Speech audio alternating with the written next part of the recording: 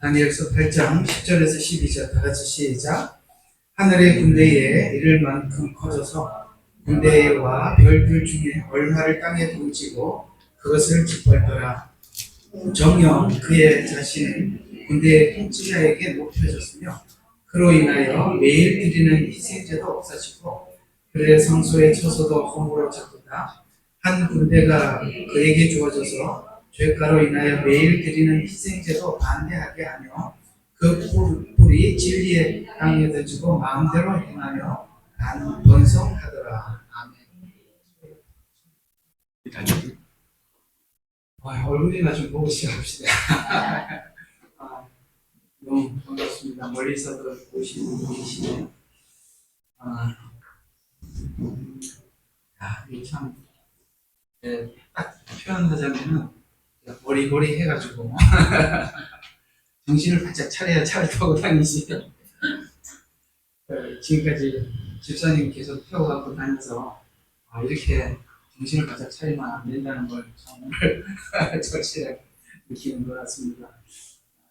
조금 이렇게 여유 있는 도시에 살던 사람들은 여기는 막 스마트폰으로 빨리빨리 보고 다음 차 타고 막 그래야 되잖아요.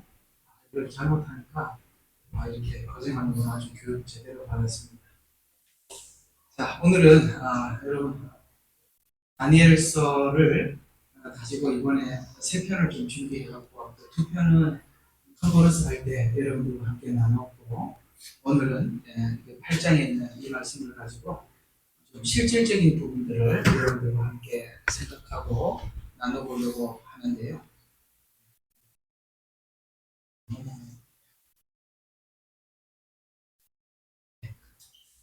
자, 우리가 이제 이 마지막 때 제일 우리가 조심하고 또 꼭 만나면 안 된다라고 생각하는 사람들이 아마 이 거짓 선지자 계열 속에서 하나님의 말씀이라고 들고 오는 그런 사람들에 대해서 우리가 굉장히 경계하겠죠. 그러나 이걸 아셔야 합니다. 바른 신앙을 추구하고 바른 성경을 통해서 바른 예수님을 찾으려고 하는 성도들에게는 이런 사람들, 이런 거짓 선지자들을 만날 기회가 없어요. 그냥 거짓 선지자가 여러분들 앞에 와다가 피해가는 게 아니라 요거는 거짓 복음이구나, 요거는 복음이 아니구나라고 여러분 스스로가 분별이 되기 때문에 그런 겁니다. 왜 안 만나겠습니까? 주변에 많이 있는데 만날 동기는 있을 겁니다. 그러나 여러분이 스스로가 분별할 수 있는 지혜가 있기 때문에 이거는 복음이구나, 이거는 거짓 예언이구나, 이런 것들을 스스로 분별을 할 수 있기 때문에 그렇다는 것입니다. 그래서 일반적으로 진실한 성도들은 하나님 앞에 거짓 선지자들을 만날 기회가 없게 됩니다. 문제는 이제 이 마지막 때가 되면 이 거짓 선지자들의 활동이 아주 교묘해진다는 것 뿐만 아니라 굉장히 광범위해진다는 것에 대해서 여러분 동의하시죠? 네. 그리고 방법도 너무너무 다양해졌어요. 이 다양하다는 것은 예를 들어서 복음에서 잘못 설명하고 있는 잘못된 거짓 선지자들도 있어요. 근데 옛날에는 방식이 몇 개 없었거든요. 뻔했단 말이에요. 근데 지금은 그 방법들이 너무나도 다양해졌어요. 뿐만 아니라 다양하고 교묘해졌다는 것이죠. 그래서 이 거짓 선지자들을 만나게 되면 문제는 그들의 이야기를 듣게 되었을 때 우리가 그들의 영향력 아래 놓이게 된다는 게 그게 심각한 겁니다. 여러분 주변에서 이렇게 이단에 빠져있는 분들에게 그게 복음이 아니지 않냐, 이것이 정상적인 복음이지 않냐라고 여러분들이 아마 대화도 하고 제시도 해봤을 겁니다. 근데 이게 잘 안 돌아오죠. 항상 느끼는 거지만 이것도 여기다 해야 되는 거 맞죠? 오늘은 이걸 입고 가라고 그래서 같이 커플티를 입자라고. 저도 이렇게 설교하긴 처음입니다.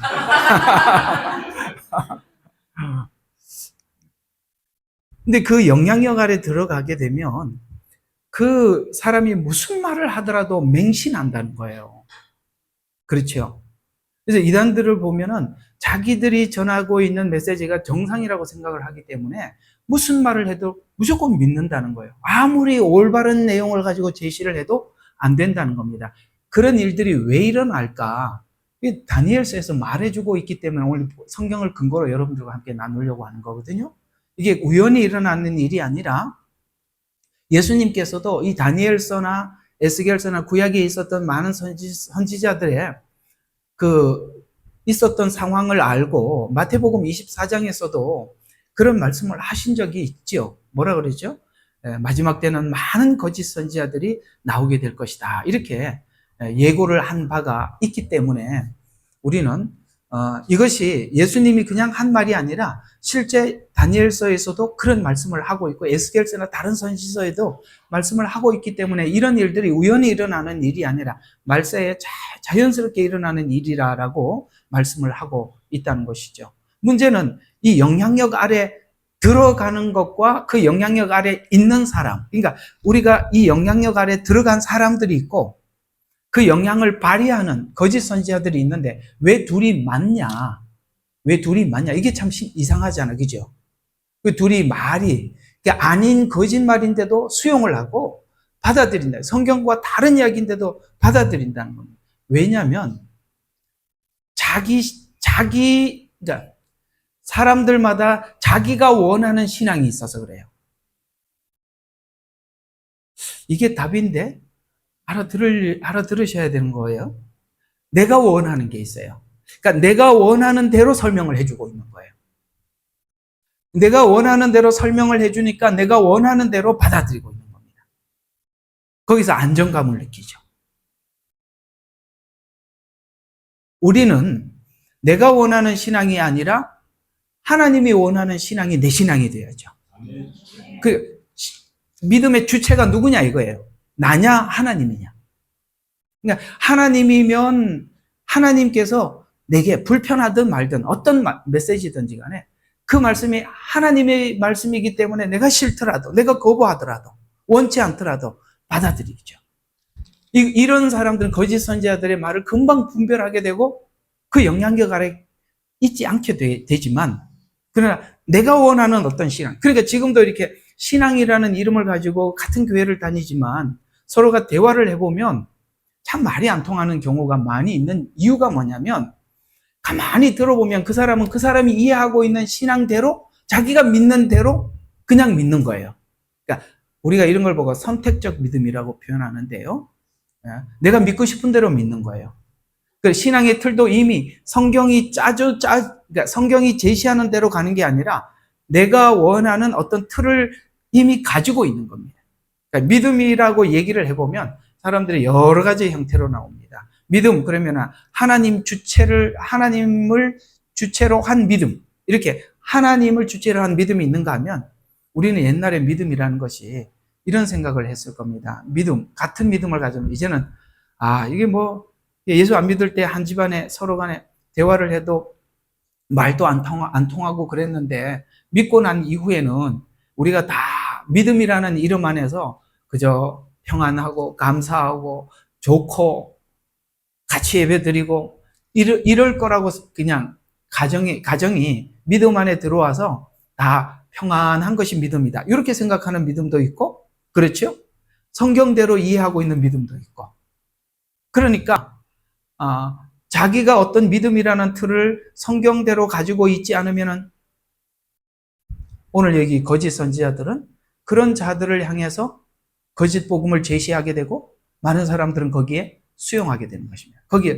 거기에 들어오게 되는 것입니다. 이것은 이미 과거에 구약 선지서에 이미 흘러내려왔던 이미 있었던 일들이고 여전히 이 마지막 때도 똑같은 현상이 일어날 것을 오늘 여기 다니엘서 7장 8장에서 말하고 7장 8장에서 했던 말을 요한계시록 13장에 그대로 옮겨놓은 겁니다. 그러니까 요한계시록 13장에 나오는 마지막 때의 거짓 선지자들의 출현은 이미 구약에서 여러 군데의 예언을 했었지만 다니엘서 7, 8장에 구체적으로 설명을 해 두었더라는 거예요. 그래서 거짓 선지자를 만나면 그 영향력 아래 들어간다는 것입니다. 다니엘서 7장, 8장, 그 다음에 계시록 13장에서 넓게 하면 17장까지 이 내용을 이미 다니엘서 7, 8장에서 말씀을 해 두었었던 것입니다. 그래서 성경은 처음부터 이런 적그리스도에 대해서 경계하고 말씀하고 있었습니다. 지금은 적그리스도가 어떤 존재인지 우리가 지금 이 시간은 배우고 있는 겁니다. 나중에는 구체적으로 나타나겠지만은 이 적그리스도는 이미 초대교회에서부터 시작되어 왔고 지금은 그것이 교묘하고 아까 말씀드린 다양한 방법으로 나타났을 뿐이라는 것이죠. 그게 초대교회에서 처음에 기록했던 요한일서는 아시다시피 지금 적그리스도가 활동하고 있다라고 요한이 얘기하고 있는 그 시대는 언제입니까? 초림 때 아닙니까? 조금 전에 얼마 전에 예수님께서 십자가에 죽으시고 올라가신 그 시점에 이런 말씀이 있어요. 자, 아이들아 지금은 마지막 때라. 너희가 적그리스도가 오리라는 말을 들은 것 같이 지금도 많은 적그리스도가 일어났으니 이로써 우리가 마지막 때인 줄 아노라. 이렇게 말씀하심으로써 그때는 매우 단순하게 접근을 했지만 지금은 아주 다양하고 복잡하고 그 다음에 교묘한 방법으로 들어와 있다는 것입니다. 그래서 우리는 이걸 인정을 해야 하는 것입니다. 거짓 복음이 있다는 것. 그래서 적그리스도는 항상 있어 왔고 마지막 때 많은 거짓 선지자들이 일어날 것이라고 말씀하시면서 에베소서 6장 12절에 이렇게 말씀하고 있습니다. 우리의 씨름은 혈과 육이 아니요 정사와 권세와 어두움과 세상 자들과 하늘에 있는 무슨 싸움이라고요? 악의 영과의 싸움이라는 영적 세계를 분별할 수 있어야 된다는 거예요. 우리가 어떤 상황들을 현실적으로 보는 게 아니라 그 뒤에 있는 배경을 볼 줄 알아야 된다는 거예요. 이런 훈련들이 갑자기 생긴 게 아니라 지금부터 우리가 차근차근 해가요. 굉장히 현실적인 그리스도인들은 이 뒤에 배경에 대해서 부인을 해요. 어떤 악한 영적 세력에 의해서 지금 이런 일들이 자행되고 있다는 것에 대해서 부인한단 말이에요. 매우 현실적인 사람. 그러나 오늘 분명히 말하고 있습니다. 우리의 씨름은 혈과 육, 보이는 게 아니라는 거예요. 분명히 뭐라고 해요? 정사와 권세와 그 다음에 이 어둠의 주관자들과 하늘에 있는 악한 영들의 싸움이라고 해서 지금 가지고 있는 권력, 힘, 여기 정사는 지금으로 말하면 정치를 이야기하는 겁니다. 권세 이런 것도 마찬가지입니다. 이런 모든 뒷 배경에 어떤 에너지가 있다는 거예요. 힘이 있다는 거예요. 악한 영들의 싸움이다라고 말씀하고 있습니다. 우리가 이런 훈련을 일상에서 보는 실력을 갖추지 않으면 안 돼요. 사람들이 이렇게 보는 대로만 자꾸 이해를 하는데 그 보이지 않는 어떤 힘이 있다는 거예요. 그래서 오늘 이 힘에 대해서 설명해 주기 위해서 여기 있는 이 다니엘서에 뿔의 영향력 아래 거짓 선지자들의 활동을 설명하고 있어요. 뿔. 자, 오늘 여기 주제가 뭐냐면은 마지막 때 작은 뿔의 유혹을 조심하라는 이야기인데요. 이 뿔에 대한 이야기를 좀 해보려고 한 것입니다. 성도가 일상에서 말씀을 정돈해 두고 영을 분별하는 능력을 가지고 그 다음에 참 예언과 거짓 예언에 대한 분별과 그 다음에 그런 걸 준비해 둔다면 우리가 거짓 선지자들의 활동에 대해서 우리가 순간 포착하고 그걸 바로 분석해낼 수가 있는 그런 실력을 우리가 갖춰야 하는 것입니다. 그것이 그렇게 하려면 예언이면 예언에 대해서도 우리가 기본적인 성경의 틀을 가지고 있어야 되고요. 아무 표정이 없는 거는 생각 중이시죠? 네, 고맙습니다. 자, 예언에 대한 틀도 가지고 있어야 되고요. 복음이라는 것이 어떻게 질서정렬하게 어떻게 우리에게 제시하고 있는지도 복음에 대한 이해도 있어야 되고요. 시편과 같은 이런 말씀을 통해서 우리 안에 내면을 하나님이 어떻게 완성해 가는지에 대한 내면의 질서에 대한 이해도 있어야 하고요. 많은 부분들을 우리가 알고 있어야 되는 것입니다. 어떤 예언만 자꾸 이렇게 요즘은 이렇게 마지막 때가 돼가니까 사람들이 이렇게 예언에 대한 이야기들을 많이 올리는데 자꾸 그쪽만 들어가는데 큰일 나는 일입니다. 그러면 안 돼요. 예언은 결국 복음과 연결이 되어 있기 때문에 예언에 아무리 파고 들어가도 이 복음을 모르면 결국은 그 자리에서 전혀 다른 방향으로 가게 돼 있어요. 복음은. 예언이. 아시겠어요? 네. 복음에 대한 정확한 이해와 더불어 예언을 가지고 있어야 돼요. 복음에 대한 정확한 이해와 더불어 영성에 대한 이해를 가지고 있어야 돼요. 이런 모든 복합적인 이런 구별들이 우리가 지금 차근차근 그나마 하나님께서 이 시간에 준비해야 할 수 있는 기회인 것입니다. 하나님은 성도들을 보호하기 위해서 오늘 이 다니엘서에서 작은 뿔의 정체를 보여주고 성도들을 지금까지 어떤 식으로 탄압해 왔는지를 우리에게 제시해 주고 있는 겁니다. 아, 이거 우리가 탄압을 받는구나. 어떤 식으로 탄압을 할까에 대해서 쭉 설명을 해 주고 있었거든요. 이게 이제 여기 보면 이건 뭐지요? 느부갓네살 왕이 봤던 금신상의 비유 맞죠? 네. 이것도 모르면 곤란해요. 이게 다니엘서 아무것도 모르는 거예요. 이게 다니엘서의 기본이잖아요. 그죠? 거기 보면 금, 은, 동, 철과 진흙 이렇게 나와죠. 그죠?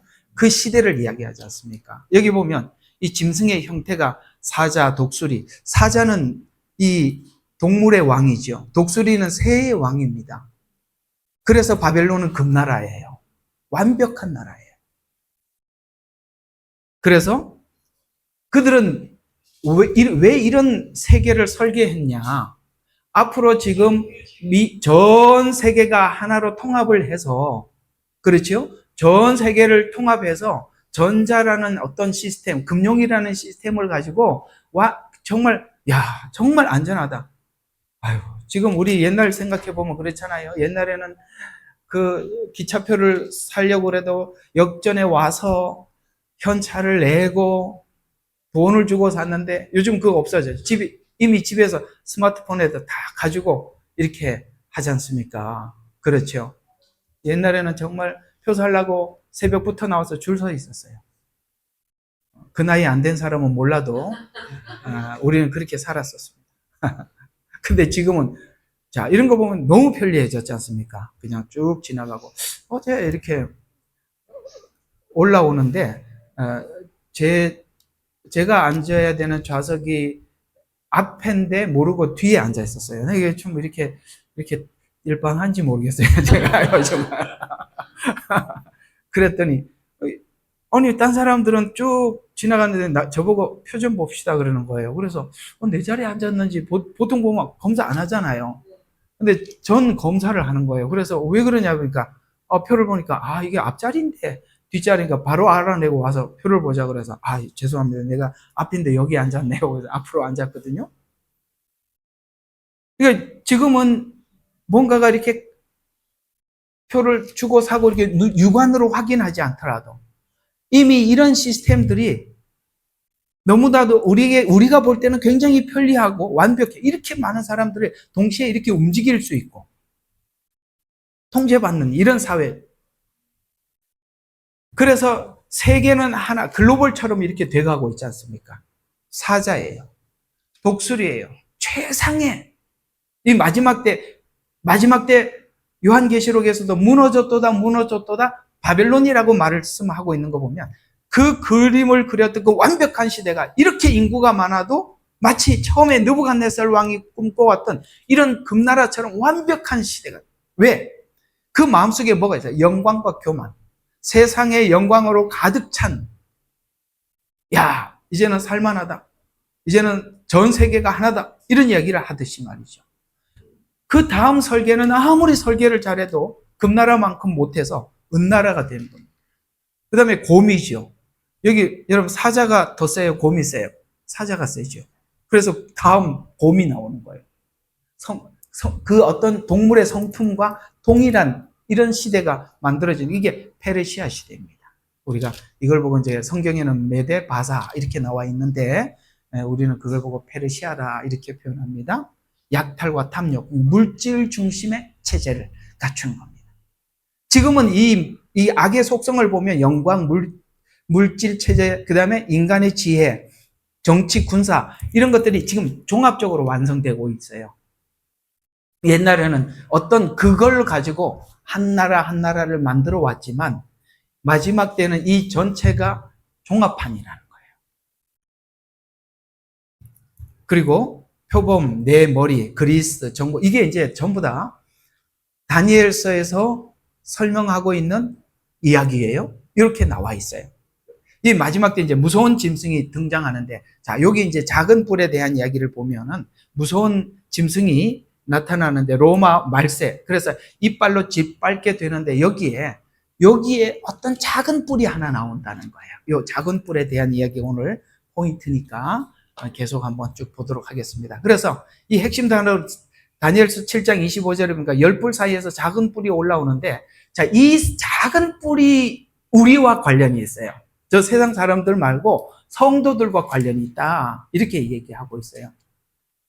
평상시에 다니엘서를 이렇게 좀 많이 읽어보신 분들은 그게 그런 이야기였구나 하고 아시겠지만, 다니엘서를 안 읽어본 분들은 다니엘서를 꼭 읽어야 되겠구나 이런 생각이 들게 만들어 놓겠습니다. 자, 이게 보면은 작은 뿔이 올라오는데 이게 성도를 지치게 한다는 거예요. 그럼 이게 뭐냐? 성도들을 지치게 하고 때와 법을 변개하리라 이렇게 말씀하고 있어요. 그래서 이 작은 뿔의 역할이 뭐냐면은 계속 변개하는 거예요. 계속 변개하는 거예요. 요즘 우리가 뭐 때문에 스트레스를 받느냐면 오늘 지나면 내일 지나면 또 법이 바뀌고 또 법이 바뀌고 그 법들이 전부 다 어떻게 바뀌어가고 있어요? 전부 다 우리를 고통스럽게 만드는 법으로 변해가고 있어요. 우리 기독교인들에게 자유를 주는 게 아니라 억압하는 거예요. 통제하는 거예요. 차별금지법 때문에 얼마나 스트레스 받아요. 생각하지 말고 아멘 좀 해봐요. 이럴 때는 좀 다 아는 걸 얘기하는데도 그렇잖아요. 계속 변개하잖아요. 그 다음에 다양한 방법으로 우리를 사양. 그러니까 사람들에게 이 경상도 말로 하면 오만 신학을 다 주는 거예요. 근데 전부 다 물어보면 뭔가가 얘기를 해보면 뭔가가 또 안 맞아. 대화를 해보면 여기까지는 잘 맞았어. 근데 그 다음부터 뭐 얘기를 해보면 또 뭔가가 틀려. 왜? 너무 다양하게 던져줬는데 여러분들이 분별 없이 덥석덥석 주워 먹었다는 거예요. 그래서 누구하고 이야기를 해도 통일된 신관, 통일된 구원관, 통일된 예언, 이게 누구하고 이야기를 해도 틀리더라는 거예요. 왜? 너무나도 변개를 계속 해왔고, 또 뭡니까? 다양한 방법으로 우리를 사용하고 있어요. 사냥하고 있고, 또 뭡니까? 우리를 이것 때문에 나중에는 어떤 생각이 드냐면 모든 거에 대해서 그냥 내려놓고 싶은 거야. 그냥 뭐 더 연구하고 싶지 않다. 프리메이슨 엄청 연구하다 지쳤다. 더 연구하기 힘들다. 백신 연구하다 포기하자. 차별금지법 반대하다가 언제 끝냐냐. 그래서 하나 둘 다 지치게 만드는. 잘 기억하세요. 지치게 만들기 위해서 그랬답니다. 지치면 안 되는 거예요.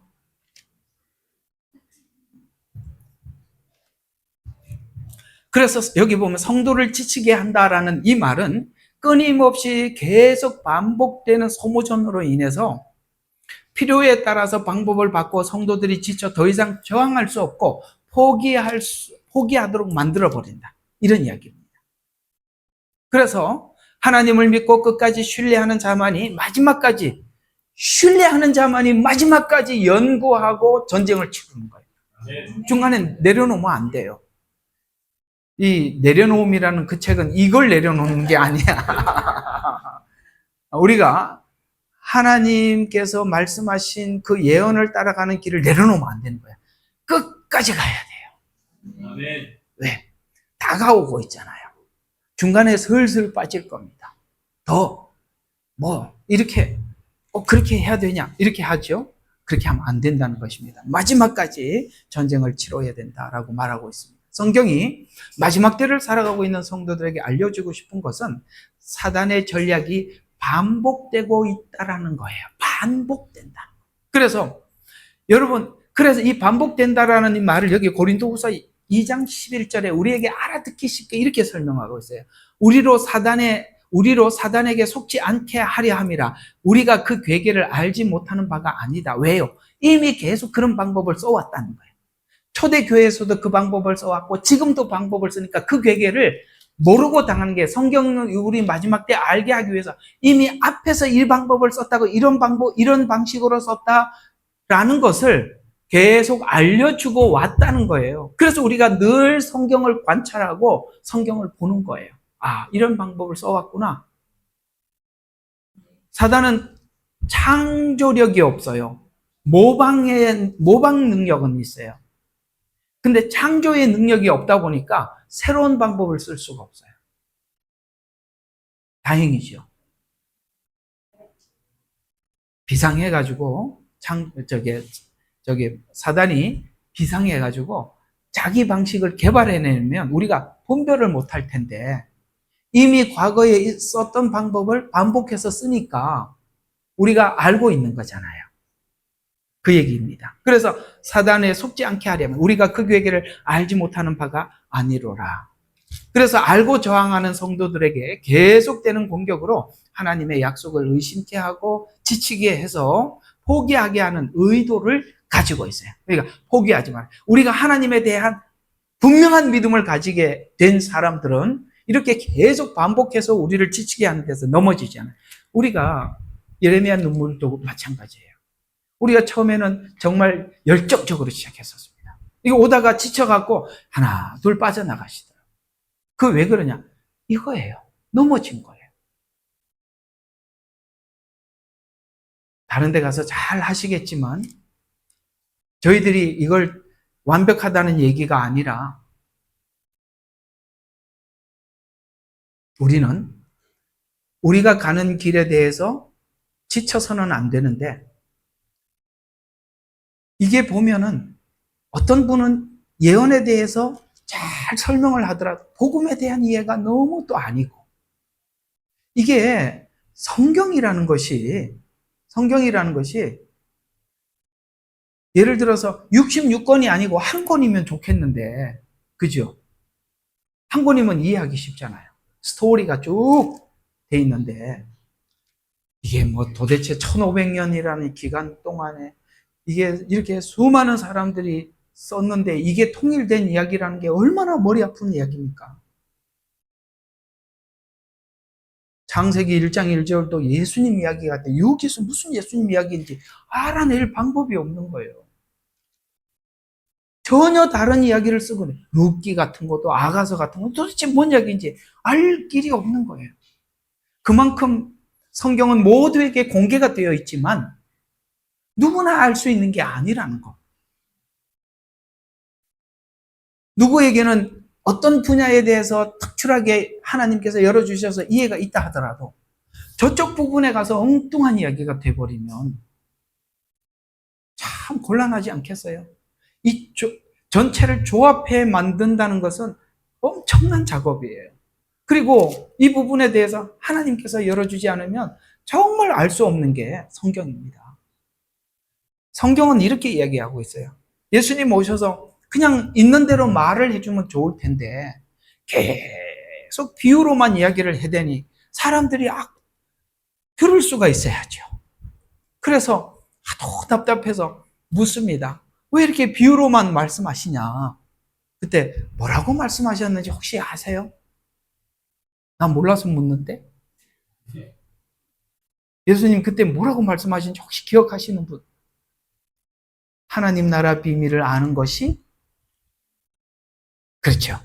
너희에게는 허락되었으나 저희에게는 아니기 때문에 암호로 말을 한다는 거야. 비유. 성경은 너무나도 이런 이야기를 감춰놨어요. 모두 다 읽을 수 있어요. 이거 글을 배운 사람은 다 읽을 수 있어요. 그런데 몰라. 왜? 하나님께서 암호화 시켰기 때문에 하나님이 열어주지 않으면 모르고 모든 내용이 다른 이야기 같지만 연결이 되어 있는데 그 연결을 하나님이 시켜주지 않으면 알 길이 없는 거예요. 집에 가서 또 기도하면서 성령님 가르쳐 주세요. 그러고 앉아있지는 말고. 네. 이 말 오해는 하지 마세요. 대답하는 거 심각하다. 이거 괜히 말했는가 보네. 성경에 보면 성령이 친히 가르쳐서 너희가 누구에게 가르침을 받을 필요가 없다라는 이 말을 굉장히 조심해서 써야 되는 말입니다. 나중에 질문하세요. 그럼 나중에 할게요. 이거 하면은 이거 못하니까. 그래서 계속되는 공격으로 하나님의 약속을 의심케 하고 우리로 하여금 지치게 만들고 포기하게 만들어서 우리로 하여금 손을 놓게 만들더라. 이런 이야기입니다. 이런 성도들은 사단에게 패배하게 되죠. 말씀과 약속에 대해서 무지하거나 믿지 않는 자들의 그 패배에 대해서 오늘 여기 계시록 13장 7절에는 이렇게 얘기하고 있습니다. 성도들과 싸워 이기게 하고 그 다음에 방법을 다양하게 접근하는 방법을 모르면 그러니까 성도들에게 택한 성도들에게까지도 이렇게 공격해 들어온다는 거예요. 마지막 때는. 그래서 이들이 사용하고 있는 공격 수단들을 이미 있었던 역사를 통해서 확인해 들어가 보면 성도들의 믿음을 소진하게 유도하기 위해서 계속 반복해서 여러분 이 마지막 때에 가지고 있는 장점이자 단점이 뭐냐면 수많은 정보들이에요. 여러분들은 지난날 한 교회에서 한 목사님의 설교를 들어봤어요. 이제는 너무나도 다양한 설교를 여러분들이 원하는 대로 들을 수 있도록 모든 게 열려 있어요. 바로 이 부분이 이런 겁니다. 새로운 이슈를 만들고 또 새로운 내용을, 그러니까 여러분들이 기본적인 틀이 없는 상태에서 이것저것 주워 담으면 여러분들이 너무 복잡해지는 거예요. 이거는 제가 너무 잘 알고 있어요. 저는 지금 호주에서는 목회하고 있지만 실제 전에는 제가 신학교도 하고 신학교를 운영하고 그래서 제가 좀 신학을 오랫동안 강의했던 사람. 그러다 보니까 신학생들을 제가 강의를 하다 보니까 신학생들을 보니까 두 종류가 선명하게 있어요. 하나는 뭐냐면 복음에 대한 이해를 가지고 신학교 오신 분들이 있는가 하면 복음에 대한 이해를 전혀 못하는 사람이 신학교 온 이 두 부류가 있는데 졸업할 때 보면 어떻게 달라지느냐면 복음에 대한 뚜렷한 이해를 가지신 분들은 교수님들이 강의를 하면 거기서 자기가 취해야 될 것을 정확하게 골라서 취해서 더 덧붙여줘요. 기초가 있으니까. 뼈대가 있으니까 살을 잘 붙여요. 스스로 붙일 줄 알아요. 문제는 이런 게 없는 사람들은 나중에는 머리가 복잡해갖고 어떻게 해야 될지 모르는 거예요. 성경을 어떻게 봐야 될지. 왜? 주워 들은 거는 많고 정리는 안 되고 집안에 가보면 정리 되게 못하는 사람들이 있어. 그죠? 진짜 정리하려면 어떻게 해야 될지 모르는 거예요.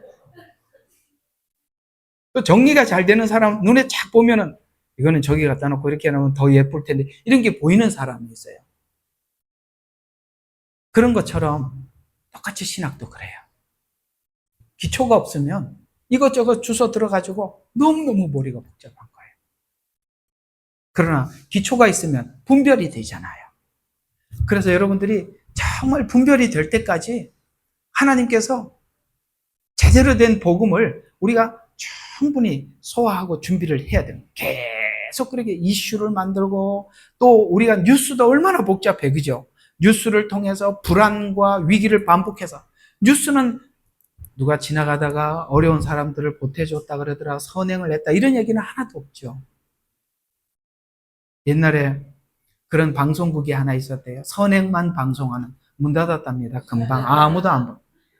맨날 사람들이 죽었다, 나쁜 놈이 있다, 사고 났다, 전쟁 났다 이런 것만 들으니까 우리는 이런 세상에 그래서 마지막 때 여기저기 들려오는 소식으로 해서 우리가 불안해하는 거예요. 성경에도 그렇게 나와 있어요. 요즘 얼마 전에 또 캄보디아하고 태국하고 또 전쟁 또 있잖아요. 이렇게 이제 이 소식을 계속 듣다가 보면 어디에 무뎌지냐면 전쟁이 났다 그래도 그것도 났는갑다. 그냥 그렇게 되는 거예요. 이제 점점 사람들의 그 간절함들이 이게 나도 모르게 멀어지게 만드는 거예요. 그래서 뉴스를 통해서 점점 불안과 위기를 반복하게 해서 결국은 어느 쪽으로 가냐? 사람들이 탈진 상태를 만들어요. 힘들죠? 사는 게. 소식 때문에. 저 산골에 아무 소식도 모르고 사는 사람이 편하죠? 대답 안 할 줄 알았어요.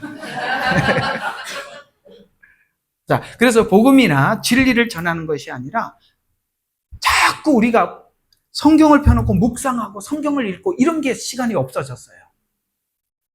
어디에 자꾸 눈만 뜨면 정보의 홍수로 인해서 혼란을 야기시키고 각 사람들마다 다 다른 가치관을 가지고 여러 이야기를 듣다 보니까 여러 사람들이 다른 가치관을 자꾸 만들어야 돼.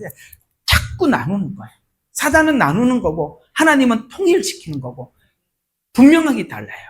사단은요 끊임없이 나누는 거예요. 아담과 하와를 나누고 가인과 아벨을 나누고 아시겠어요? 계속 나누는 겁니다. 예수님은 오셔서 하늘에 있는 것과 땅에 있는 것을 예수 그리스도 안에서 통일시키러 오셨다는 거예요. 교회는 나누어지는 것이 아니라 이렇게 통일돼야 되는데 하도 이것저것 들으니까 얘기를 하면 통일이 안 된다. 그 얘기를 이게 다 사단의 작전이라고 이미 구약에서부터 설명해 왔단 말이에요.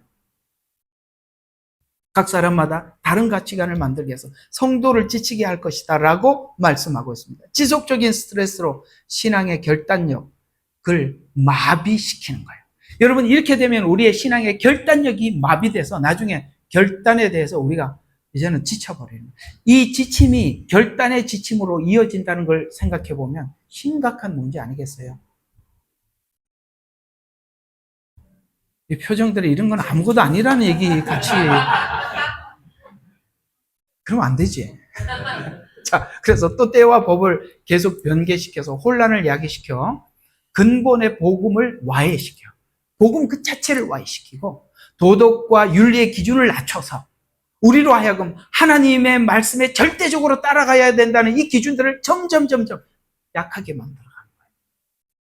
가족 간의 관계를 분리시키고 결국 신앙의 기준을 잃게 만들어요. 왜? 타협하게 만들어요. 우리는 하나님의 말씀에 대한 철저한 기준을 가지고 있었는데 이런 일들로 인해서 내가 지치니까 내가 울타리를 낮추고 그래서 여기하고도 연합하고 저기하고도 연합해서 나중에 어느 순간 가보면 내가 하나님 앞에 그 순수한 열정과 순수한 신앙을 가지고 주님을 따라가려고 했던 그런 신앙적 정신은 어디 가고 사라지고 없더라는 거예요. 경험을 해봤다 안 해봤다? 묻잖아요. 경험을 해봤다 안 해봤다? 근데 왜 이렇게 처음 듣는 것처럼 들으십니까? 다 해봤잖아요. 야, 그렇구나. 내가 그래서 신앙의 결단이라는 것이 문 앞에서 결단하고 나가면서 또 무너지고 이런 것들이 이렇게 내 마음이 힘들어서 지쳐서 이렇게 됐구나. 이것이 성경에서 계속 우리에게 경고했던 이야기라는 말이에요. 복음을 왜곡시켜서 재림, 교회, 종말론 같은 다양한 신학으로 각자 다른 신앙을 심어두어 통일된 성경관을 가지지 못하게 만들었던 것입니다. 그 이유는 참된 성도들마저도 연합하지 못하게 하려는 것이죠. 그러기 위해서는 헌법을 변경시키고 동성애 학법화 이런 것 때문에 계속 나눠지잖아요. 아이고 저 사람들도 인간인데 불쌍하게 우리가 기도하고 그래야지 이러는 사람이 있는가 하면 하나님이 절대 금했다 그러면 안 된다. 이 사람들 또 나눠지고 그죠? 7년 전하고 7년 중간하고 7년 후 재림하고 또 나눠지고 그죠? 한 번 구원하고 그 다음에 또 무슨 구원하고 또 나눠지고 그죠? 예, 해봐요. 그죠? 백신하고 백신 아닌 거하고 또 나눠지고 그죠? 계속 나눠지고. 그래서 차별금지법을 통해서 종교 자유를 침해해서 하나님이 정해놓은 질서를 사단이 자기 체제로 바꾸어 놓는 거예요. 결국에는 먹지 말라, 먹는 날에는 죽으리라는 여기에 끝까지 그냥 고수하면 되는데 계속 대화를 하는가 어떻게 생각이 자꾸 바뀌어요. 죽을까 하노라. 중립으로 옮기잖아요. 죽을까 하노라. 죽으리라 하고 죽을까 하노라는 다른 거예요. 그죠? 근데 거기에 대해서 정말 그럴까? 이런 생각이 들잖아요.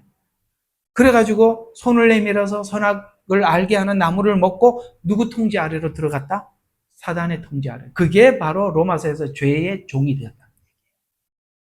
자기 종 만들어 놓은 거예요. 그래서 하나님께서는 하나님이 정해놓은 질서를 사단이 자기 체제로 바꾸어 놓을 것입니다. 여러분, 오늘 이 이야기를 다니엘서는 우리에게 경고하고 있어요. 그래서 때와 법이 성경 기준과 세상의 도덕적 기준을 완전히 혼란스럽게 만들어 놓을 것입니다. 지금은 많은 사람들이 이미 변개해 놓은 법에 사람들이 많이 적응하고 있는 중입니다. 사실 많이 적응하고 있어요. 이런 법들에 대해서. 우리가 사실 코로나라는 이 시간을 보내면서 우리가 예배에 대해서 끝까지 고수했던 사람들이 있는가 하면 그저 정부가 하자는 대로 그냥 먼저 앞장서서 그렇게 했던 데도 있고 하다가 중간에 타협한 데 이런 것들이 한번 연습을 하고 있지만 훗날 어떤 법들이 교회에 대한 제재, 교회를 제재하는 어떤 법들이 나올 때 이제는 사람들이 자발적으로 뭐 사실 우리 교회가 우리가 먼저 따르겠습니다. 이런 사람들이 엄청 많았거든요. 그런 것처럼 우리는 나도 모르게 타협에 점점 익숙해져 가고 있다는 것도 인정을 해야 되는 것입니다. 빅테크 감시 시스템 체제를 만들어 놓아서 모임과 연합을 방해해서 각자 따로 떨어져 힘을 잃게 만들어서 그래서 AI 디지털 통제 시스템, 그 다음에 SNS 검열로 신앙 발언을 우리가 하는 말들에 대해서 억압하고 그래서 요한계시록 13장 17절에 보니까 디지털 화폐를 통해서 매매를 제한해서 환경을 조성하고 표가 없으면 매매를 못하게 하고 금융체제를 통해서 그래서 통제사회를 만들어요. 금융체제. 앞으로는 미래 시스템은 금융을 중심으로 한 글로벌 시스템이 되잖아요. 돈이면 사람들을 전부 다 통제. 그전에는 통제할 수 없었던 것이 산업 중심 체제예요. 산업 중심 체제는 내가 일하고 내가 돈을 받아서 내 맘대로 쓰는 우리가 그 시대를 살아왔죠. 다음 세대로 넘어가고 있는데 그게 금융 시스템 체제로 넘어가는데 문제는 이 금융 시스템 체제는 통제가 가능하다는 거예요.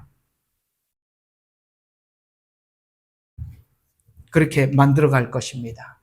문화와 정보를 왜곡하고 드라마, 영화 같은 미디어로 사람의 생각을 조종당하고 음악과 게임으로 성경적 가치는 자연스럽게 전복돼요.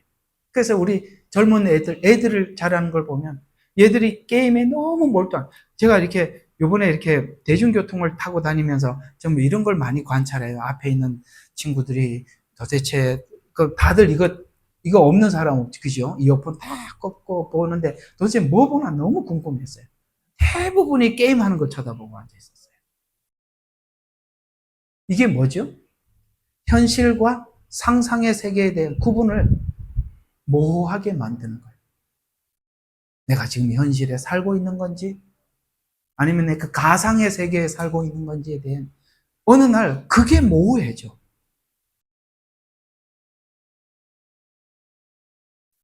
배가 고파도 디지털이 밥 먹여주는 줄로 착각할 겁니다. 혼이 빠졌어요. 인간미가 없어요. 다들 보면은 무슨 게임 가지고 하여튼 무슨 게임인지 모르겠어요. 끊임없이 그걸 쳐다보고 앉아서 다음 사람 뭐 하나 봐도 다 그거예요. 아, 그렇구나. 이렇게 해서 사람들의 쉽게 말해서 혼을 빼가는 거예요.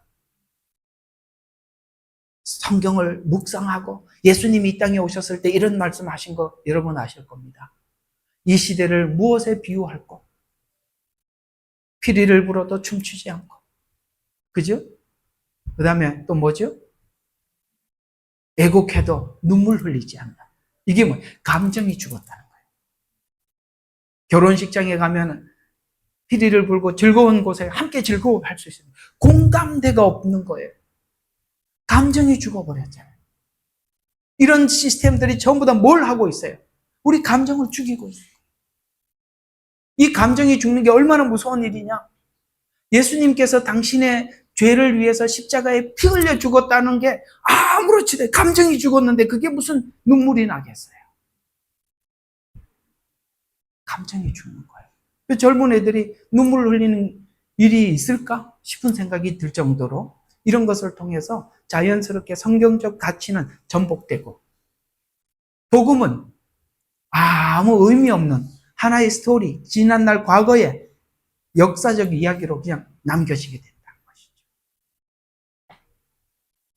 거짓 뉴스, 음모론으로 진실을 아무리 이야기해도 무감각하게 될 것이고 바로 이 지점이 이사야서 5장 20절에 악을 선하다 하고 선을 악하다 해서 진리의 기준을 바꾸는, 먹지 말라 먹는 날에는 죽으리라가 뭘로? 먹으면 하나님같이 되리라는 걸 받아들입니다. 나도 모르게 한 걸음 한 걸음 뭔가 수많은 공격들, 거짓 뉴스, 영화, 혹은 모든 게임, 하여튼 이런 모든 걸 동원해서 우리로 하여금 하나님 앞에 가지고 있는 이 말씀의 기준들을 자꾸 뭔가 혼란스럽게 만들어서 어느 날 나도 보면 이상한 사람이 되어가고 있는데 그래서 아까 말 전쟁 중이다 라는 생각을 가지고 정신 바짝 차리지 않으면 우리도 나도 모르게 어떤 배를 타고 어디로 갈지 모른다 이 말이에요.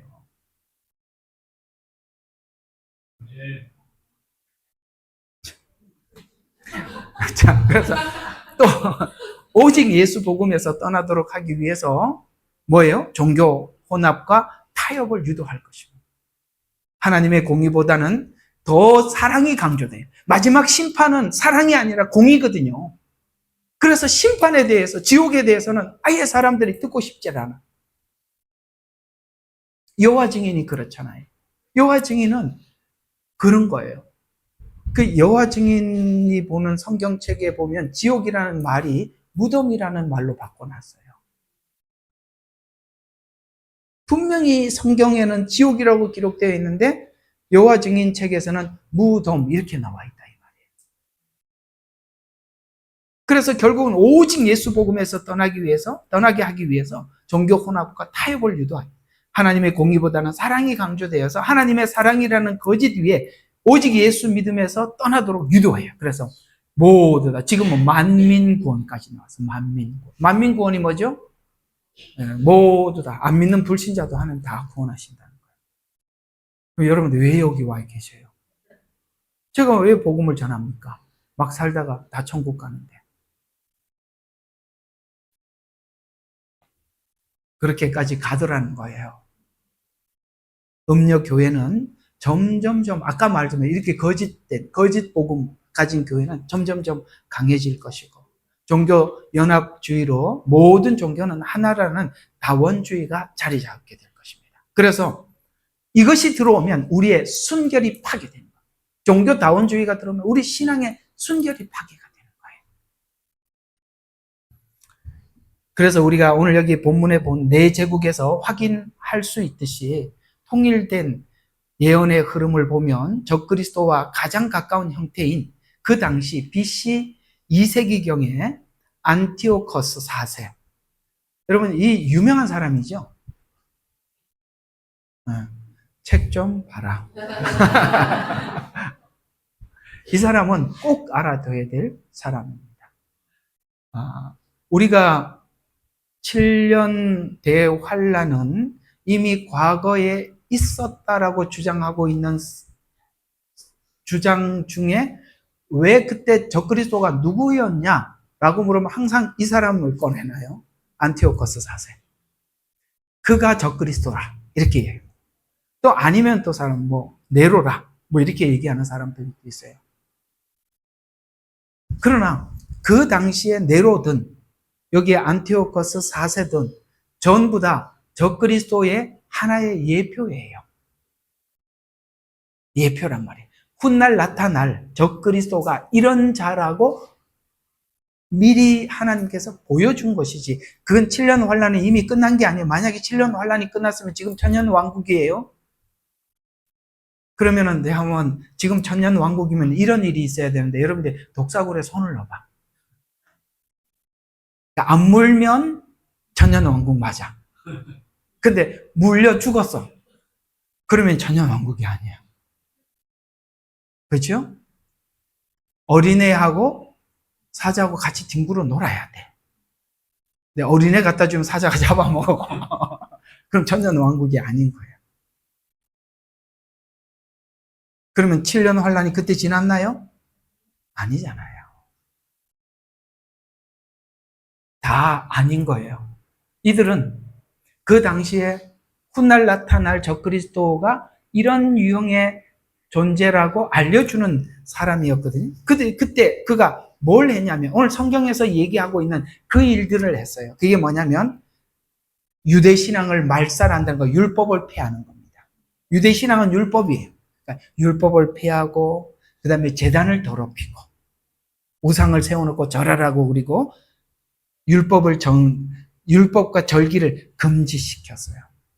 이와 같이 현재 작은 뿔의 모형적 실현인 시대별 정치, 문화, 철학을 공격해서 계시록 때 적그리스도의 예배를 강요하고 표를 통해서 경제, 통제하고 그다음에 성도들을 탄압하고 그다음에 하나님의 이름을 우리가 사실 이 종교 통합은요 하나님의 이름을 모독하는 겁니다.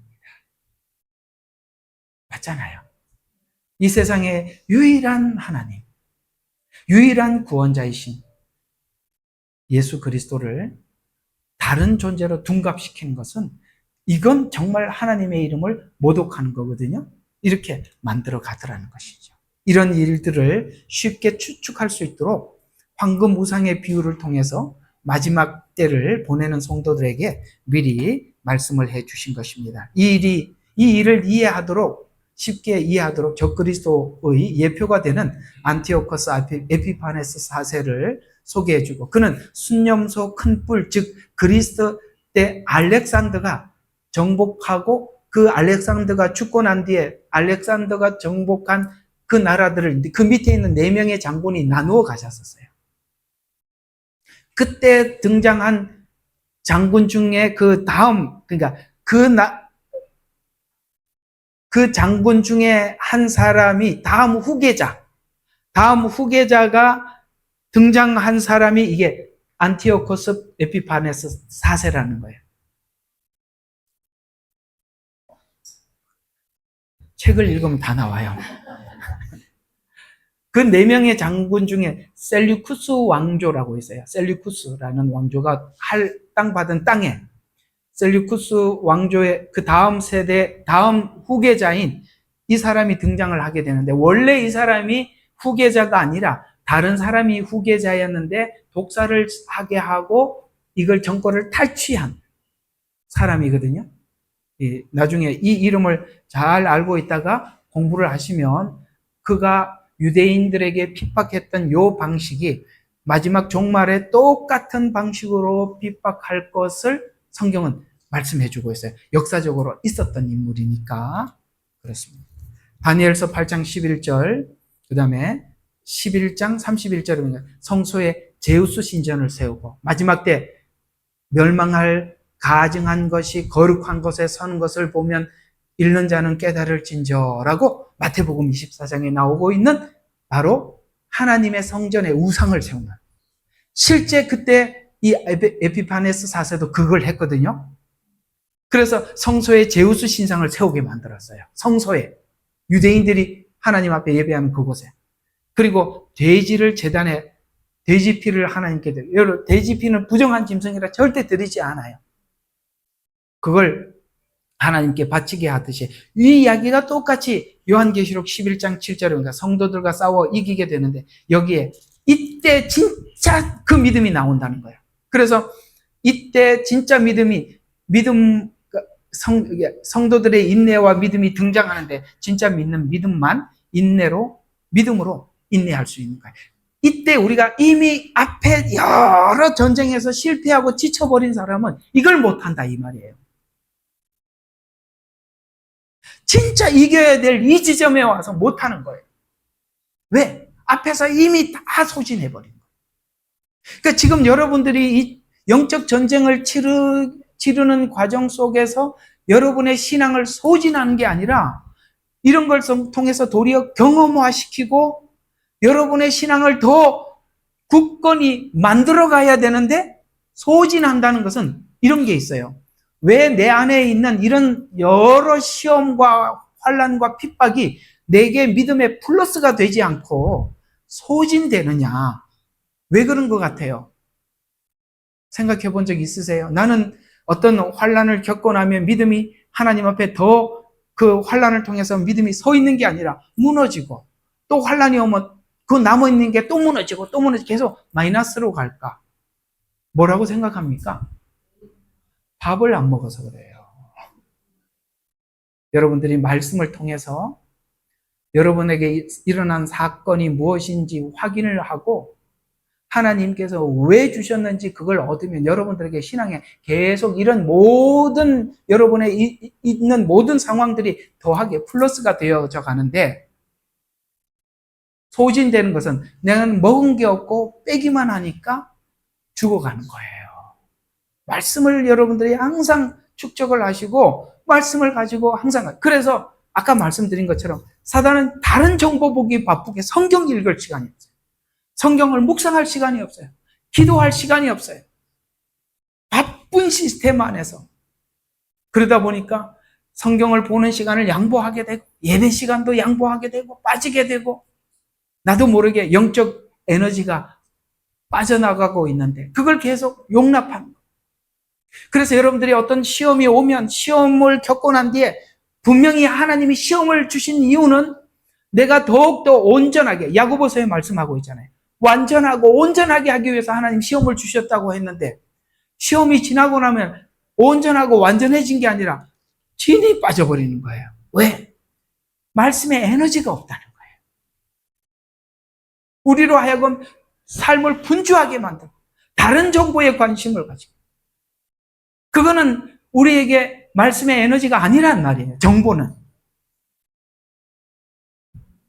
아무개 목사 설교도 여러분의 정보가 아니에요. 여러분들이 하나님께서 말씀을 통해서 주시는 그 말씀들을 그냥 은혜구나 하고 지나치지 말고 붙잡고 기도하라는 말이에요. 이게 설교를 듣다 보면 하나님 내게 주신 말씀에 딱 오는 게 있잖아요. 은혜 되네.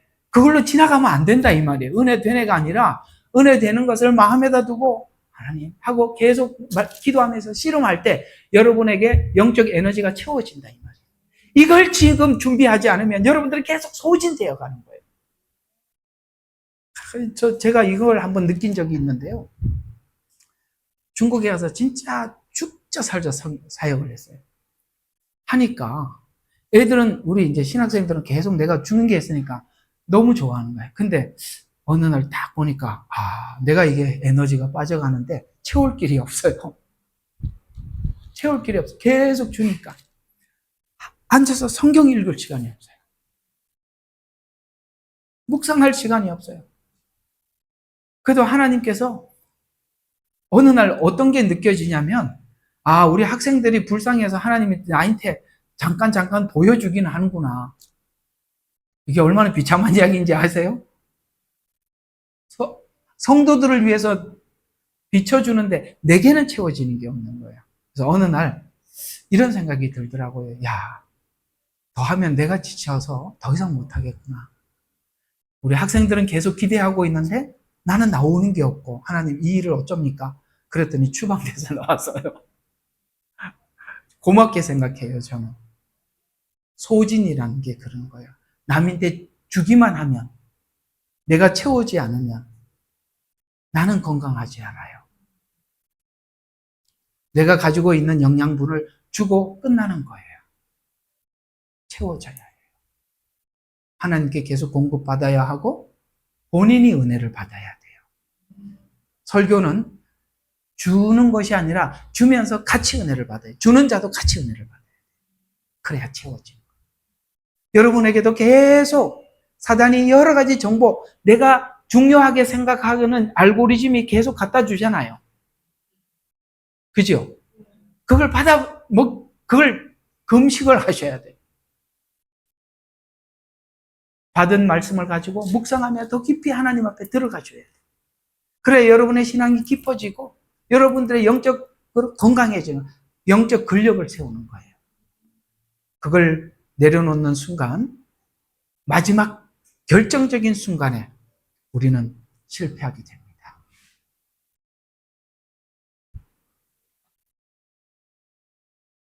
그는 데살로니가 8장 11절에 보니까 스스로 높아져서, 자, 오늘 여기 다니엘서 8장 11절, 스스로 높아져 하늘의 주제를 대적하는 자로, 이 말씀을 그대로 데살로니가 후서에서 이렇게 표현하고 있습니다. 스스로 하나님처럼 자처해서 성전에 앉아서 자기를 하나님이라고 하는데 속더라는 거예요.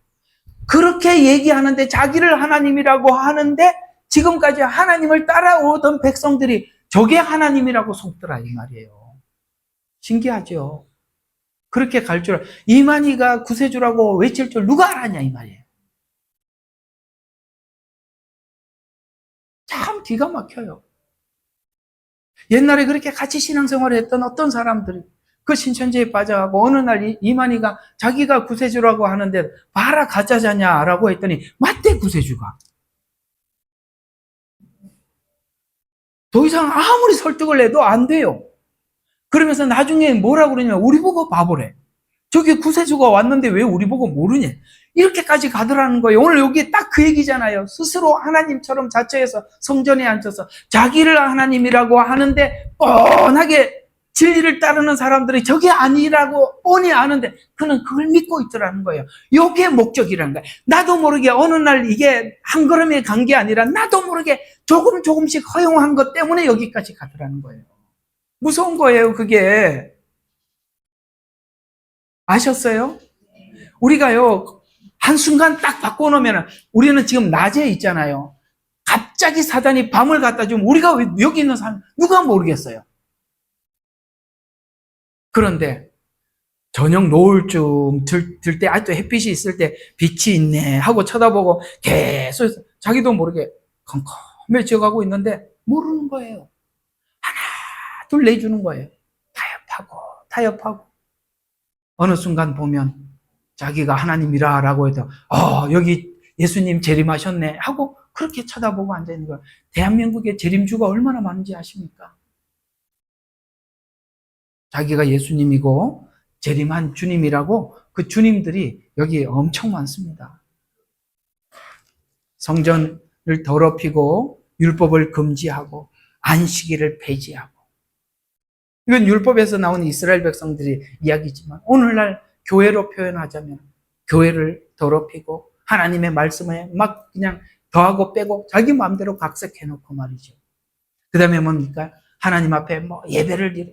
뭐 그게 꼭 교회 가야 예수 믿냐? 이러고 하고 나는 나 홀로 집에 있어도 주님이 다 하신다. 참나 그래. 알아서 해봐요. 혼자 되나? 다니엘서 8장 10절과 12절을 보니까 또 그것들이 하늘의 군대까지 커져요. 야, 여러분들 악의 세력들이 마지막 때요. 그야말로 하나님 앞에까지 거기까지 자라가서 엄청나게 강력해진대요. 커져서 그 군대와 별들 중 얼마를 땅에 떨어뜨리며 짓밟으며 참으로 그것은 군대의 주를 대적하여 자기를 높이며 그의 달마다 드리는 희생을 그에게 취하였고 그의 성소의 처소를 내던져 줬는데라. 또 때가 정해진 날마다 드리는 희생이 그로 인하여 취해졌고 그가 진리를 땅에 던지며 행하고 형통하였더라 라고 말씀하고 있습니다. 그래서 뿔과 싸워 이겨야 할 성도들은 그렇다면 그렇게 지치게 만드는 이 작은 뿔, 마지막 때 등장하는 이 작은 뿔에 대해서 우리 성도들은 무엇을 해야 하나? 전쟁을 이기기 위해서는 당연하죠. 무장해야죠. 여러분 지금은요 우리가 무장 해제할 시간이 아니라 이 모든 여러분의 인생의 모든 것들이 경험이 되고 체험이 되고 하나님을 더 깊이 알아가고 그 하나님을 더 붙잡는 사건들이 되어져야 돼요. 자, 그러면 한번 여러분 스스로에게 물어봐요.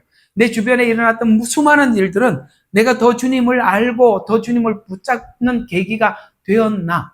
아니면 예수 믿는 게 이렇게 힘드냐? 이렇게 되었냐? 둘 중에 어느 쪽으로 갔어요?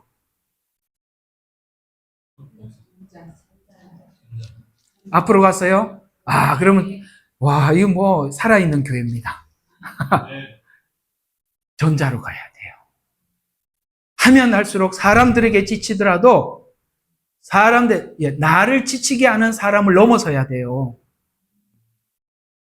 이 넘어서야 되는 것 중에서 참 중요한 게 뭐냐면 관계에서 넘어가야 돼요. 관계에서 넘어간다는 것은 모든 사람을 포용하는 능력을 여러분들이 갖추셔야 돼요. 이게 제일 큰 숙제 맞죠? 여러분들에게도 어려운 일이라는 걸 알고 있어요. 그러나 이건 죽은 자만이 할 수 있어요. 죽은 자만이 할 수 있어요. 그걸 하면 상대방에게 처음에는 내가 죽어서 내가 참는 것만 해도 다행인 줄 알아라. 이렇게 가는데 빨리 설명을 해야 알아듣겠죠, 뭔 얘기인지. 내가 죽은 것만 해도 다행이다. 그러나 난 너희한테 뭐 줄지는 못하겠다. 내가 이것만 해도 엄청난 거다. 그런데요, 그 다음을 할 수 있어요. 거기 와야. 상대방에게, 그래, 죽는 걸 넘어서서 상대방에게 어떻게 유익을 줄 수 있을까까지 가는 겁니다. 그걸 시도해 볼 수 있는 거예요. 네가 나한테 성질 냈냐? 내가 안 내는 것만 해도 오늘 엄청난 일이다. 거기 와야 다음에 그래, 죽는 걸 넘어서서 그에게 유익한 사람이 되어보자 라는 시도를 할 수 있는 겁니다. 이거 아멘 해야 되는데 진짜 한번 해봅시다. 알았죠? 아마 이렇게 기도하면서 이렇게 사모님 이렇게 여러분들이 각자 기도하면서 이렇게 해보세요. 하나 또 부모님에게 또 자녀에게 이렇게 해보세요라는 이런 하나님께서 하라는 요구들을 받은 사람이 있을 거예요. 그죠? 예, 있어요. 내가 누군지 다 알아요. 옆에서 다 들었으니까. 있어요. 근데 그걸 하기 위해서는 우리가 내가 그걸 포기하고 내가 죽을 뿐만 아니라 유익을 줄 수 있는 쓸개 빠진 사람이 되어야 되는 거야.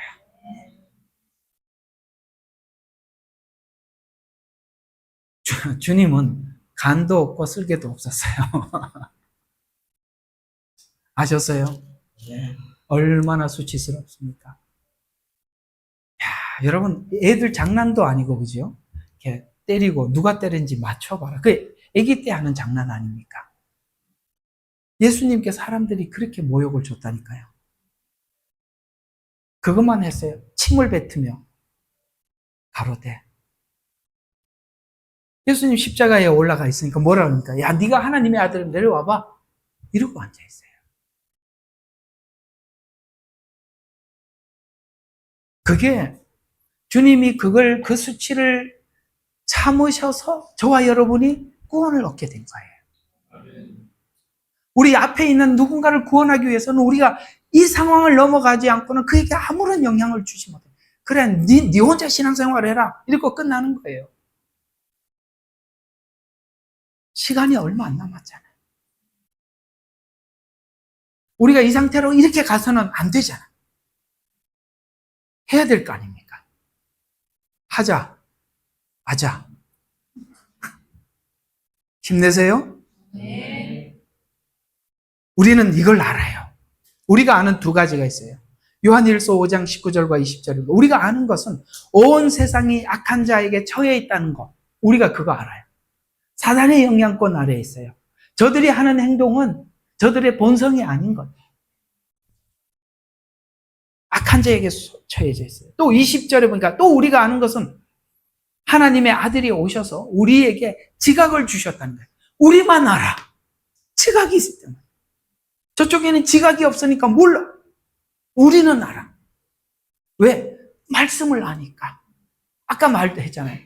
지금 현상이 보이는 게 전부가 아니라고. 어떤 보이지 않는 힘이 작용하고 있다는. 우리는 그걸 안단 말이에요. 그 말이에요. 우리에게 지각을 주셨다는 것이라. 이는 우리로 하여금 그분을 알게 하려는 것이라. 우리는 참되신 그분, 곧 그분의 아들 예수 그리스도 안에 있노라. 이분은 곧 참 하나님이시며 영원한 생명이라는 걸 우리는 알아요. 그분은 참 하나님이 영원한 생명. 그걸 우리가 가지고 있다는 거예요.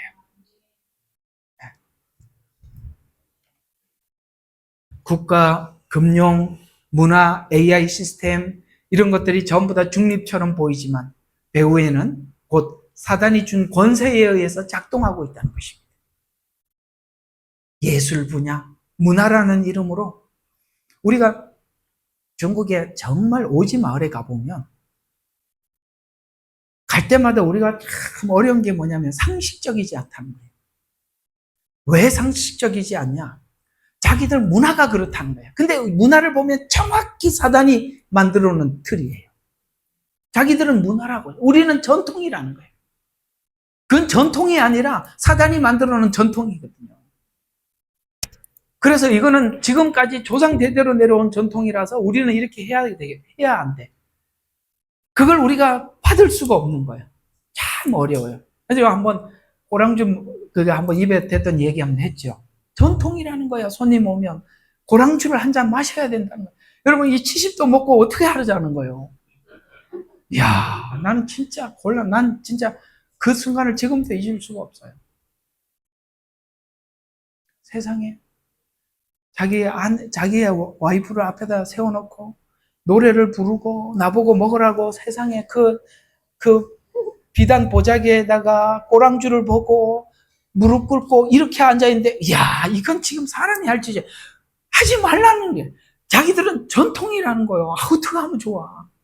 문화라는 이름으로, 우리도 기독교가 들어왔을 때 유교라는 이름으로 얼마나 벗어나기 위해서 얼마나 몸부림쳤습니까? 샤머니즘이라는 문화라는 이름으로 이렇게 탈을 쓰고 왔는데 그게 다 뭡니까? 마귀가 형성해 놓은 틀이란 말이에요. 지금도 이런 법이라는 이름으로 지금 들어오는데 정확히 하나님과 반대되는 법만 만들어지고 있어요.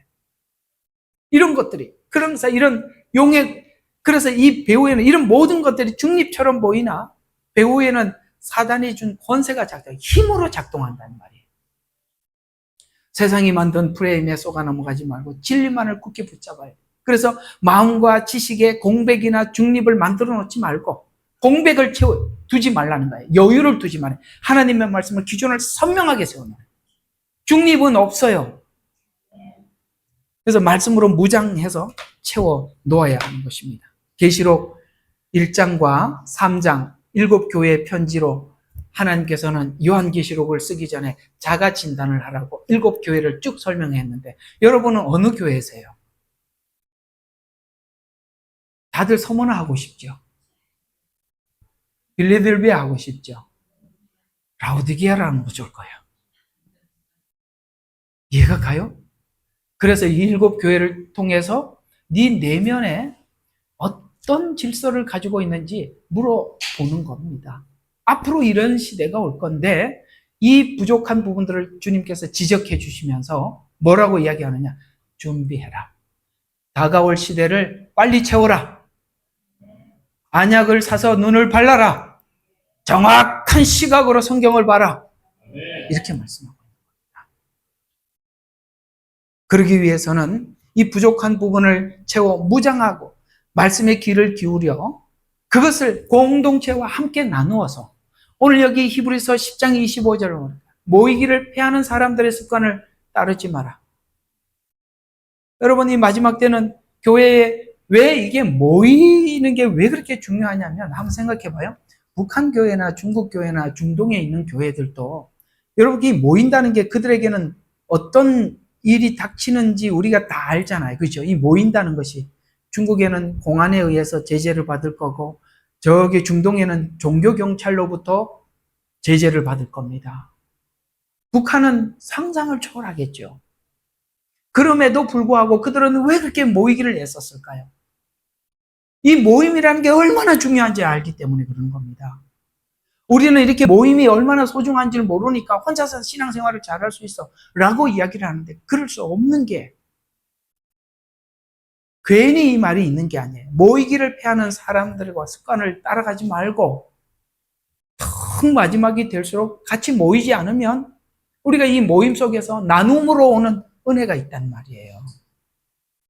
혼자 가다 보면 자꾸 어떤 흔들림이 있냐면 내가 지금 가고 있는 길이 바른 길을 가고 있나라는 그런 패션이 생겨요. 이번에도 제가 신방을 쭉 하면서 많은 사람들과 대화를 하는 과정 속에 그런 이야기를 제가 많이 들었어요. 아, 제가 지금 이렇게 고민하고 생각했던 게 틀린 게 아니네요. 이게 내가 지금 하나님 밖에서 떨어진 게 아니라 이것도 하나님 앞에 들어오기 위한 하나의 과정이었었네요. 그러니까 위로를 받고 용기를 얻더라고요. 그건 모임을 통해서 얻은 답이기 때문에 그래요. 혼자서는 그걸 몰라요. 내가 지금 잘못 가고 있다라고만 진단하지. 그것이 예를 들어서 이런 이야기죠. 둘째 아들이 아버지 집을 나갔어요. 그러면 이 아버지 집을 나간 것은 하나님으로부터 분리된 겁니까? 아니요. 돌아오기 위해서 준비하는 과정입니다. 그걸 답을 줬더니 내가 이상한 생각했거나 잘못 생각한 건 아니었네요. 이것도 하나님의 과정 속에 있었네요. 그러면은 제가 하나님 앞에 자신감을 얻을 수 있겠습니다. 모여서만이 얻을 수 있는 답이에요. 혼자는 몰라요. 그래서 이 모이는 게 그렇게 중요하다는 거예요.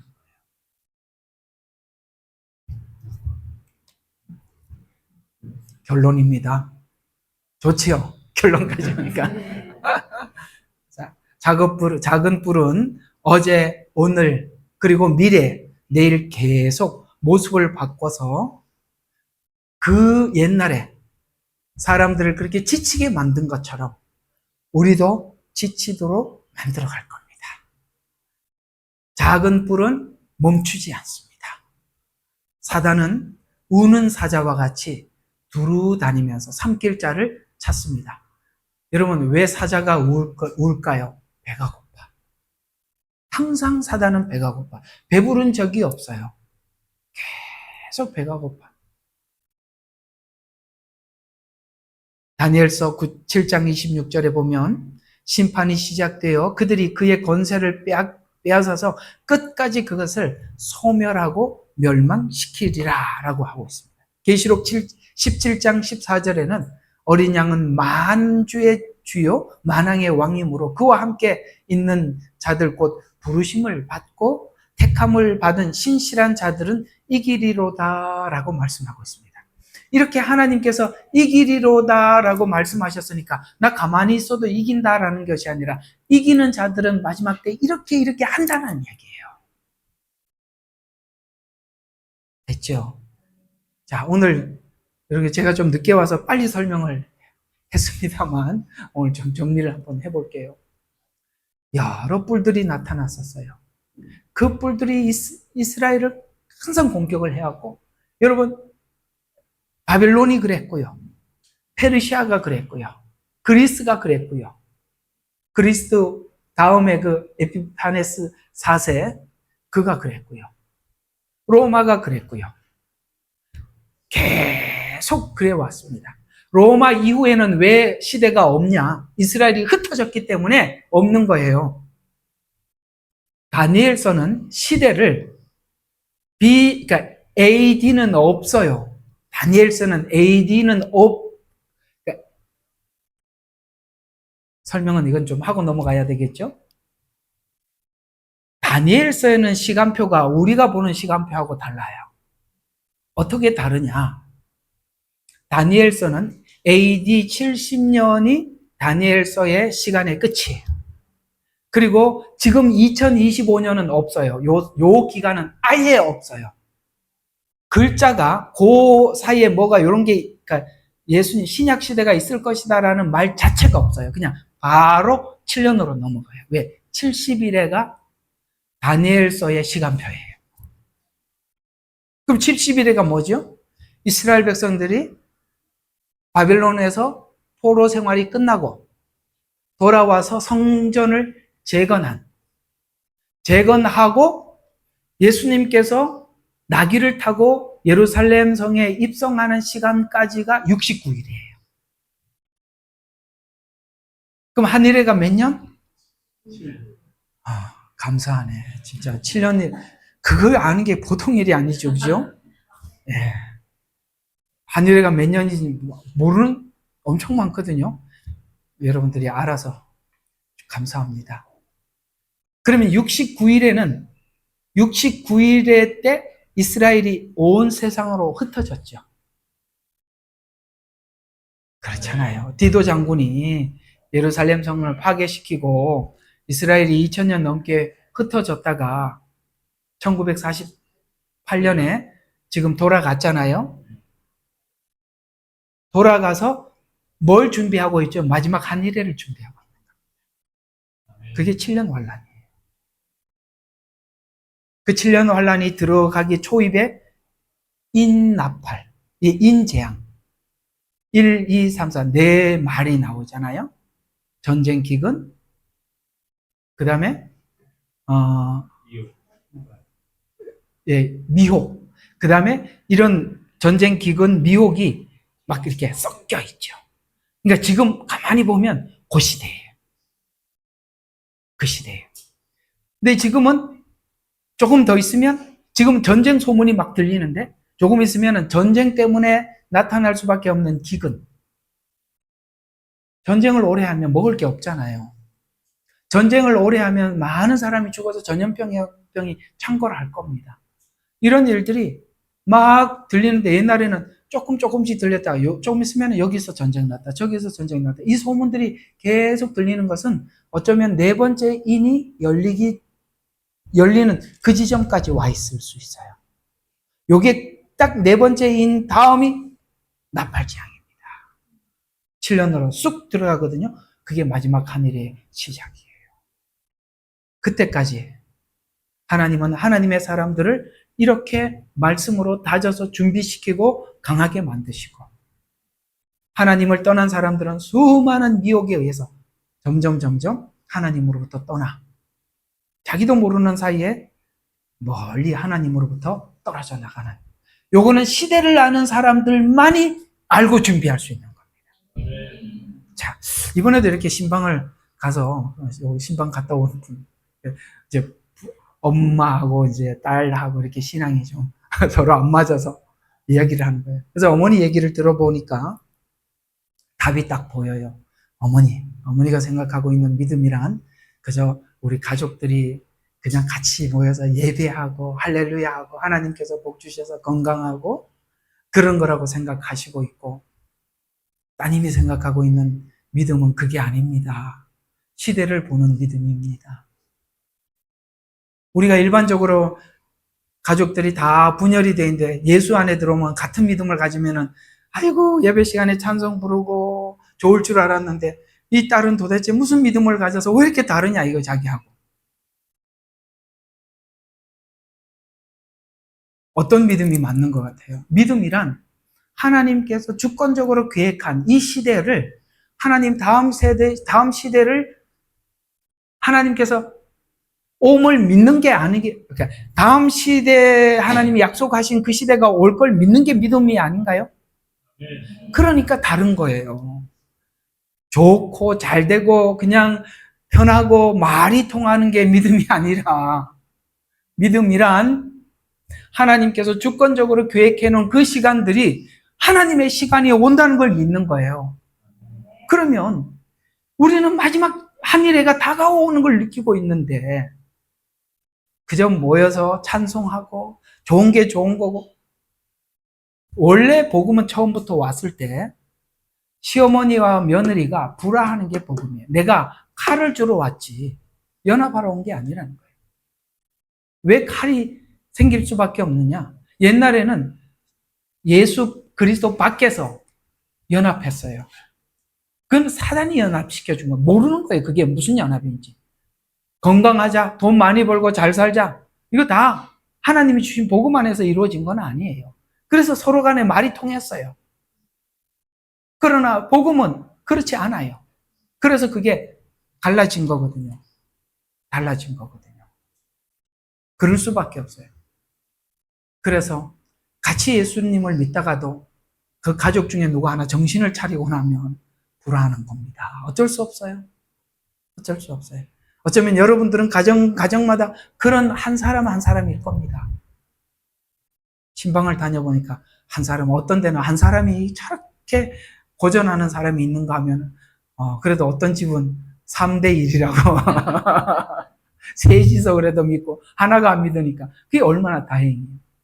그 각자가 하나님께서 주시는 사명에 따라서 애를 쓰고 있겠지만, 여러분, 꼭 부탁드리고 싶은 거, 오늘 이야기는 여러분과 저는 하나님이 주시는 이 말씀을 굳게 믿고 지키고 나가라는 겁니다. 그리고 그 영혼들을 사랑하고 그 영혼들을 구해내시기 위해서 여러분들은 여러분 자신이 그리스도 예수 안에서 죽고 또 죽고 양보하고 또 양보하고 믿음 안에서는 견고하겠지만 때로는 강하게, 때로는 부드럽게 할 줄 아는, 이 부드러움이 왜 없느냐?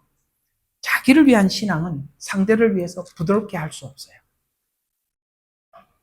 그걸 할 수 있는 여러분이 되셨으면 합니다. 자, 우리 오늘 이 찬양으로, 저번에도 한번 불렀는데 오늘 이 찬양으로 우리 함께 신앙 고백하는 마음으로 부르고 마치도록 하겠습니다. 옳은 길을 따르라, 의의 길, 세계 만민의 참된 길. 우리 박수 치면서 옳은 길 따르라, 의의 길, 세계 만민의 참된 길, 이 길 따라서 살길, 온 세계에 전하세.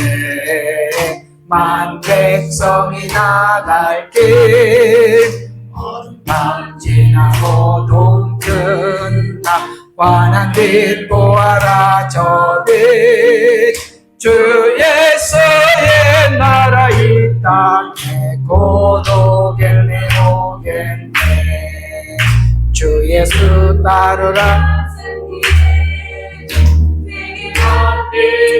나갈 길과 진리요 참 생명 내 천국 수고. 다 따르라와 평강, 어둠밤 지나고 동튼다. 환한 빛 보아라 저빛, 주 예수의 나라 이 땅에 곧 오겠네 오겠네. 놀라운 이 소식 알리어 세계 만민을 구하려 내 주 예수를 보내신 참 사랑의 하나님. 만 백성이 따를 길, 어둠밤 지나고 동튼다. 환한 빛 보아라 저빛, 주 예수의 나라 이 땅에 곧 오겠네 오겠네. 고난 길에 치고 찾아온 많은 백성을 구한 길, 모두 나와서 믿으면 온 세상이 마침내 이 진리에 살겠네. 아멘. 어둠밤 지나고 동튼다. 환한 빛 보아라 저빛, 주 예수의 나라 이 땅에 곧 오겠네 오겠네. 4절 한 번 더요.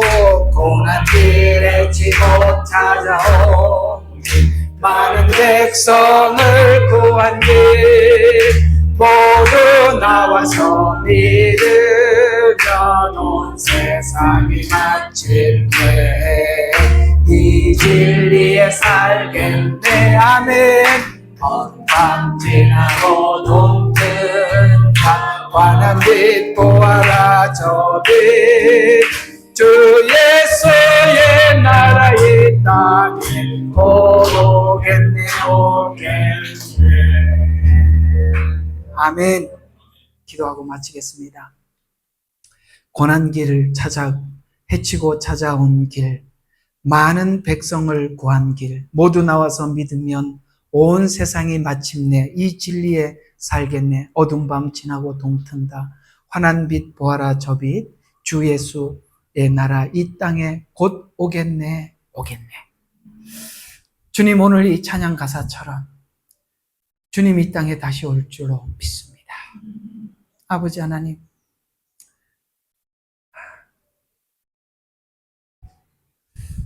주님은 처음부터 천국 복음을 전하기 위해서 오셨습니다. 예수님께서 입을 열어 가라사대 천국 복음을 전파하여 가라사대라고 말씀하셨습니다. 하나님, 이 복음이 땅의 복음이 되지 않게 해주시고 세상의 복음이 되지 않게 해주시옵소서. 이 땅에 오셨던 그 주님 다시 오마 약속하셔서 오늘도 주님을 기다리는 신부된 마음으로 하루하루를 살아가며 신랑 되신 주님께서 오시기 전에 이 마지막 어두움에 어떤 일이 있을지 우리에게 낱낱이 말씀해 주시면서 경계하고 주의하라고 부탁하신 말씀들을 오늘 함께 나누어 보았습니다. 그렇습니다. 우리 속에 있는 이 진리, 이 복음을 빼앗기 위해서 사단은 알 수 없는 방법으로 여러 가지 교묘한 방법으로 하나님 우리를 미혹하나 우리는 이 진리를 굳게 붙잡고 옳은 길을 따르게 해주시고 진리의 길을 따라서 주님 오시는 그날까지 준비된 성도들이 될 수 있도록 한 사람 한 사람 어루만져 주시고 준비시켜 주시옵소서. 먼 길을 마다하지 않고 이렇게 하나님 말씀 그리워 찾아온 사랑하는 손길들 있지 않습니까? 하나님 기억하여 주셔서 우리가 교제를 나눌 때에도 아버지 하나님 주 안에서 아름다운 친교가 이루어지게 하시고 귀한 자리를 배려한 우리 집사님 위에도 함께하여 주시고 아버지 하나님 우리 집사님 온 가정 위에 하나님의 은혜가 임하게 하옵소서. 감사드렸고 우리를 권하신 예수 그리스도의 이름으로 기도드렸습니다.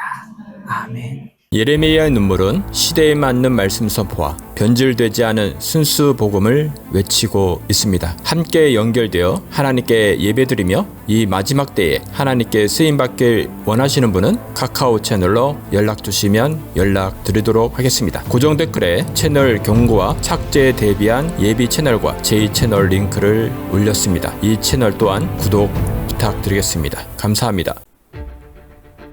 우리는 역사상 가장 중요한 시점을 지나고 있습니다. 하나님께서는 하나님의 일을 하시기 전에 사람을 준비시키셨음을 우리가 알고 있습니다. 하나님 말씀은 마지막 때에 대추수, 대부흥의 때가 있다고 분명히 예언하고 있습니다. 아멘. 하나님의 말씀이 그대로 성취될 것을 믿습니다. 예레미야 눈물은 잠자는 교회와 영혼을 깨우기 위해 노력하고 있습니다. 이 가슴 뛰는 일에 함께 하길 원하시는 분은 카카오 채널로 연락 주시기 바랍니다. 당신은 위대한 하나님의 사람입니다.